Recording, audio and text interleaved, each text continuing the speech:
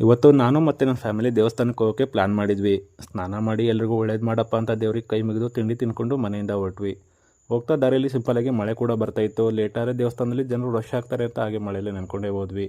ಇವತ್ತು ನಾವು ಹೋಗ್ತಾ ಇರೋದು ಸರಗೂರು ಮತ್ತು ಎಚ್ ಡಿ ಕೋಟೆಯಲ್ಲಿ ಪ್ರಸಿದ್ಧಿಯಾಗಿರೋ ಶ್ರೀ ಚಿಕ್ಕತಿಯಮ್ಮ ತಾಯಿಯ ದರ್ಶನ ಮಾಡೋದಕ್ಕೆ. ಬೆಟ್ಟದ ತಾಯಿಯ ದರ್ಶನ ಮಾಡೋದಕ್ಕಿಂತ ಮೊದಲು ತಾಳ ಬೆಟ್ಟದಲ್ಲಿ ಧೂಪ ಹಚ್ಚಿ ಕೈ ಮುಗಿದು ಮುಂದೆ ಹೋದ್ವಿ.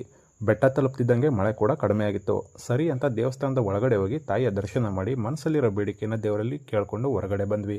ಒಂದೆರಡು ಫ್ಯಾಮಿಲಿ ಫೋಟೋ ಕೂಡ ತಗೊಂಡಾಯಿತು. ನಂತರ ಬೆಟ್ಟದ ತುದಿಯಿಂದ ನಿಂತ್ಕೊಂಡು ಸುತ್ತ ನೋಡಿದಾಗ ನಮ್ಮ ಕಣ್ಣಿಗೆ ಕಂಡಿದ್ದು ಹಚ್ಚ ಹಸಿರಾದ ಪ್ರಕೃತಿ ಸೌಂದರ್ಯ, ಜೊತೆಗೆ ನಮ್ಮ ತಾಲೂಕಿನ 2 ಕಣ್ಣುಗಳಾದ ನುಗು ಜಲಾಶಯ ಮತ್ತು ಕಬಿನಿ ಜಲಾಶಯ.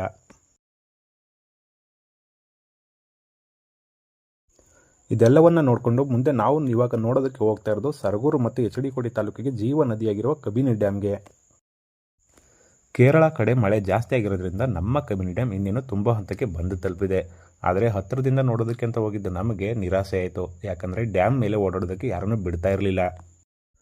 ಹಾಗಾಗಿ ದೂರದಲ್ಲೇ ನಿಂತ್ಕೊಂಡು ನೀರು ಬೀಳೋದನ್ನು ನೋಡಿ ಖುಷಿಪಟ್ವಿ. ಅಲ್ಲಿಂದ ಮುಂದೆ ನಾನು ನನ್ನ ಹೆಂಡತಿ ಮನಸ್ಸನ್ನು ಸ್ವಲ್ಪ ಸಮಾಧಾನ ಮಾಡೋದಕ್ಕೆ ಅವಳನ್ನು ಕಬಿನಿ ಬ್ಯಾಕ್ ವಾಟರ್ಗೆ ಕರ್ಕೊಂಡೋದೆ.